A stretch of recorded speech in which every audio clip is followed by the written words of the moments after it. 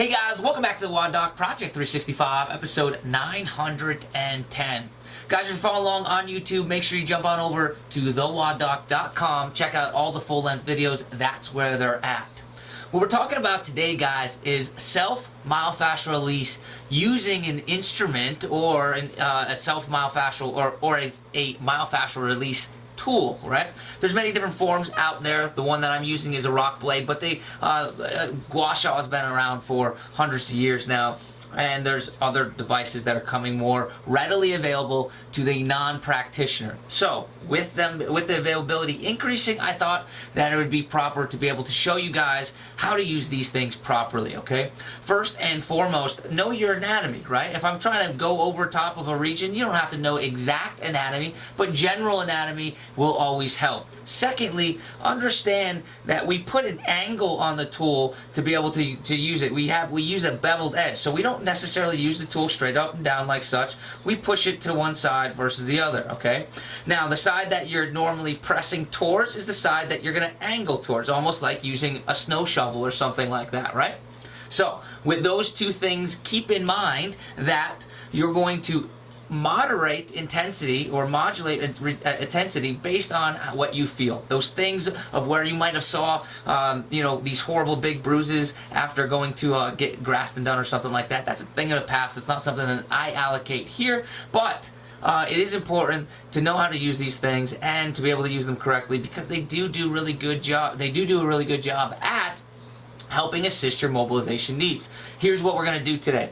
I'm going to get you guys up into a semi-stretch position with your pec, right? So you're going to find a doorway or anything else like that, and you're going to take your mobility device, whichever one you have.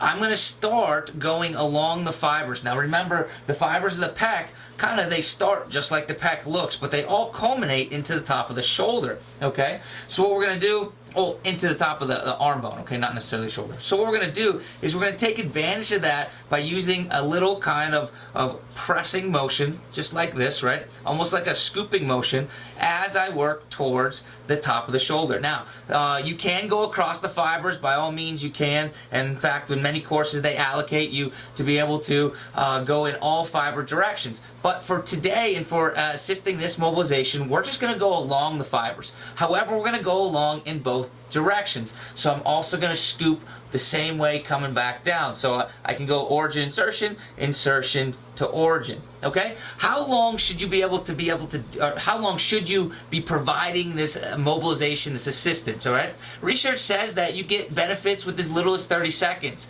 Optimal treatment times is anywhere between 30 and 90 seconds, all right? Just keep in mind, if you start to get that bruising, that petechiae, so to speak, right?